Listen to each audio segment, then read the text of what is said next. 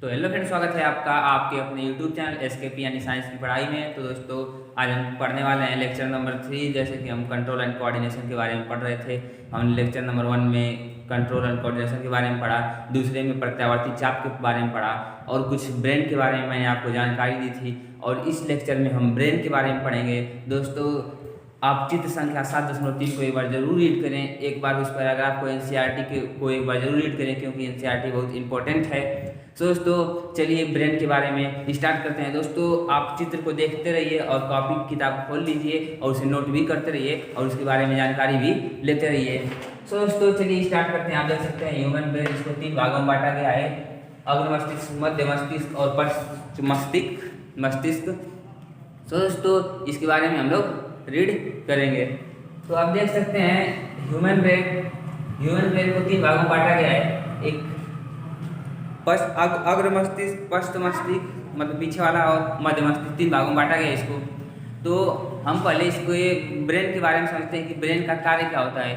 आपने इसके पहले वाले पार्ट में पढ़ा कि मेरुरज्जु जो होता है वो अचानक प्रत्यावर्ती क्रियाएं जो होती हैं उसको कंट्रोल करता है, यानी जो स्पाइनल कॉर्ड होता है। लेकिन क्या ब्रेन की इसमें कोई भूमिका नहीं होती? आप जब पढ़ेंगे एनसीईआरटी तो लिखा है उसमें ब्रेन की कोई भूमिका नहीं होती। दोस्तों, ब्रेन की क्या होती है? बहुत बड़ी भूमिका होती है। ब्रेन सोचने का कार्य करता है आपके शरीर में, तो उसकी बहुत बड़ी भूमिका होती है। जैसा कि आप लोगों ने देखा होगा कि किसी चीज़ के बारे में, जैसे हमारी जो प्रत्यावर्ती नहीं है, जो ऐच्छिक क्रिया जो अपनी आप इच्छा से करते हैं, उसमें ब्रेन सोचने का कार्य करता है। तो उसे मतलब बहुत उस सोचने का कार्य करता है, यानी ब्रेन बहुत एक महत्वपूर्ण है, यानी कि बहुत मोस्ट इंपॉर्टेंट है। तो दोस्तों, ब्रेन के बारे में पढ़ेंगे। और ब्रेन के 2 पार्ट, पहले उस तरह सुनिए, ब्रेन एक और एक मेरुरज्जु यानी स्पाइनल कॉर्ड, ये दोनों ब्रेन ही है। यानी कि इससे भी काम चलता है और इससे भी काम चलता है। जब ए बिजी रहता है तो ए कार्य करता है। जैसे कि एकदम आप किसी काम में लीन है और आपको बिल्कुल दूसरा काम, कोई काम पड़ गया तो ए वाला कार्य करेगा। जैसे बताया था आपको एग्जाम्पल, प्रत्यावर्ती क्रिया, जब आप कोई कार्य कर रहे होंगे, पीछे से कोई टच करेगा तो क्या होगा? तो आप बिल्कुल अचानक से ऐसे हिल जाएंगे, इसी कारण। तो दोस्तों, अब हम बात करते हैं अग्र मस्तिष्क, मध्य मस्तिष्क, पश्च मस्तिष्क, इन तीनों के बारे में। क्योंकि अग्र मस्तिष्क क्या होता है, मध्य मस्तिष्क और पश्च मस्तिष्क, तो जो ब्रेन का आगे वाला हिस्सा होता है उसको अग्र मस्तिष्क कहते हैं। इसको 3 पार्ट में बांटा गया है: सेरेब्रम, थैलेमस, हाइपोथैलेमस। अब आपको आपकी किताब में ये दिया नहीं है, इसका कार्य दे दिया है, इसका नाम भी नहीं दिया है। दोस्तों, इसके बारे में इसमें दिया है कि आप अपने अध्यापक से चर्चा कीजिए। तो मैं आपको ब्रेन के बारे में बताने वाला हूँ। दोस्तों, सेरेब्रम हमारे ब्रेन का 66% हिस्सा सेरेब्रम होता है, यानी कि सबसे बड़ा हिस्सा कौन सा होता है? सेरेब्रम। और ये मनुष्य के ब्रेन का वह हिस्सा है जो सोचने में सहायता करता है, यानी कि ये बहुत बड़ा हिस्सा है जो सोचने का कार्य करता है। आप प्लान बनाते हैं, आप कुछ करने के लिए, मतलब कि आप जितना भी अपने ज़िंदगी में स्टोर करते हैं, सबसे बड़ी बात कि आपके मेमोरी को स्टोर करने की क्षमता इसी में होती है। किसमें? सेरेब्रम में। तो दोस्तों, यानी कि बहुत बड़ी भूमिका निभाता है सेरेब्रम। अब इसके बाद हम बात करते हैं थैलेमस की। ये भी अग्र मस्तिष्क में ही पाया जाता है। इसको प्रमस्तिष्क भी कहते हैं। इसको क्या कहते हैं? प्रमस्तिष्क भी कहते हैं। अब थैलेमस के बारे में बात करते हैं। तो दोस्तों, थैलेमस यानी बाहरी वातावरण में जो हो रहा है उसके बारे में। जैसे कि आपको बिल्कुल ठंड लग रही है या उधर से हवा आ रही है, ठंड लग रही है, तो क्या हो गया? ये किससे महसूस हो रहा है? थैलेमस, यानी कि जो आपके बाहरी वातावरण में हो रहा है। जैसे आपको कोई पिन चुबा दिया इसे, तो आपको यहाँ से इन्फॉर्मेशन जाएगी, तो कैसे कंट्रोल किया जाता है? थैलेमस से। ठंडा, गर्म, और कोई मान लीजिए कि आपको चोट पहुँच रही है तो किससे?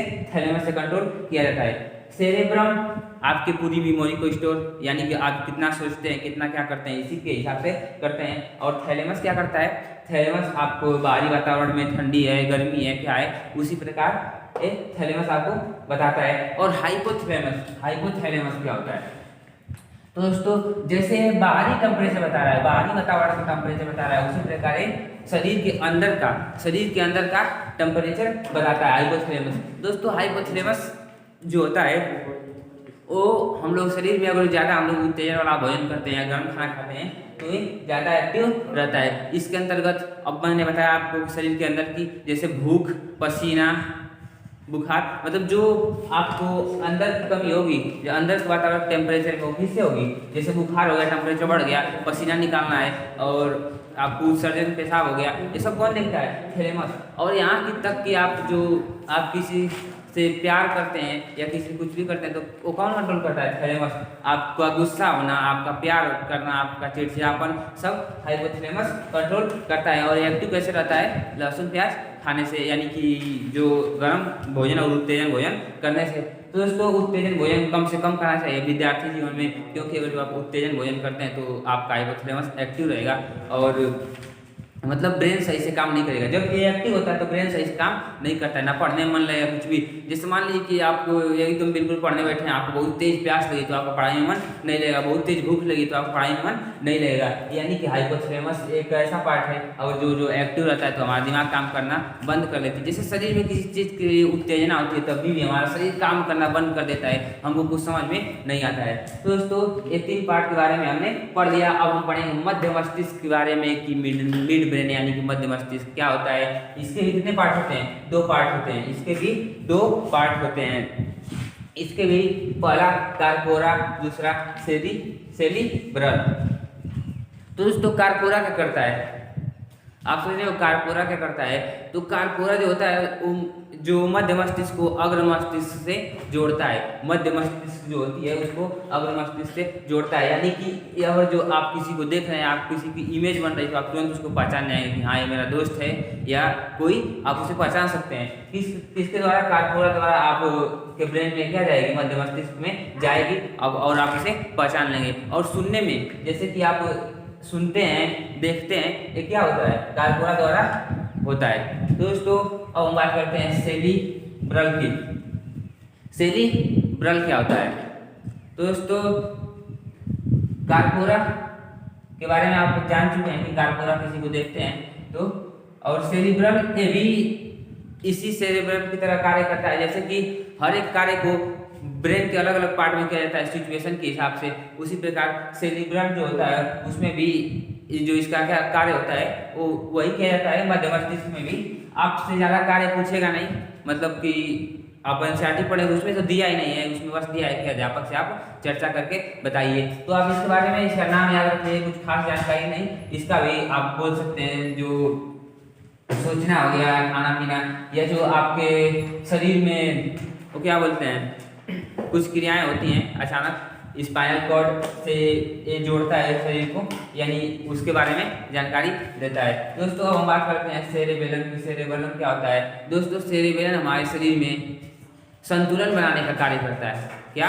संतुलन बनाने का कार्य करता है। जैसे कि हम गति करते हैं, चलते हैं तो क्या बोलते हैं, एकदम एक फॉर्मेट में चलते हैं, यानी कि हमें डर नहीं लगता है चलते समय कि हम गिर जाएंगे। लेकिन वही छोटे बच्चों में ये जो होता है सेरेबेलम एक्टिव नहीं होता है, तो उन लोगों को डर लगता है। जैसे कि वो लोग ऐसे पढ़ेंगे तो क्या होगा, उन लोगों को डर लगेगा कि मैं गिर जाऊंगा, इसीलिए वो नहीं चल पाते हैं। जब उनके में भी ये परिपक्व हो जाता है तो क्या होता है, वो भी चल लेते हैं। जैसे कि अगर जो कोई अल्कोहल ले लेता है या दारू पी लेता है तो क्या होता है, उसका जो बेलम होता है वो क्या करता है, काम करना बंद कर देता है। और जब वो काम करना बंद कर देता है तो क्या होता है, देखते नहीं आप ऐसे चलते हैं सब, मतलब कि कहीं भी गिर जाते हैं। तो सेरेबेलम का कार्य क्या हो गया? संतुलन बनाए रखना, संतुलन बनाए रखना। और तो जो मेड्यूला होता है दोस्तों वो क्या करता है, जैसे कि हम लोगों के शरीर में जो अनैच्छिक क्रियाएं होती हैं, जो हमारी इच्छा से नहीं होती, उसको देखता है। जैसे कि हमारे शरीर में पाचन होता है, श्वसन होता है, तो क्या करता है, उसको देखता है। आप देखते हो कि आपको सोचना नहीं पड़ता है कि हम लोगों में श्वसन हो, पाचन हो, आप क्या करते हैं तब भी वो आपके शरीर में होता है। तो दोस्तों अब इसको फिर से एक बार पूरा रिवाइज कर लेते हैं ह्यूमन ब्रेन के बारे में। आप 7.3 में आप देख सकते हैं इसके चित्र को, और इनको 3 पार्टों में बांटा गया है, अग्र मस्तिष्क, मध्य मस्तिष्क और पश्चिम मस्तिष्क। तो दोस्तों आपका इस लेक्चर देखने के लिए थैंक यू, और मिलते हैं अगले लेक्चर में। तो दोस्तों bye bye and take care.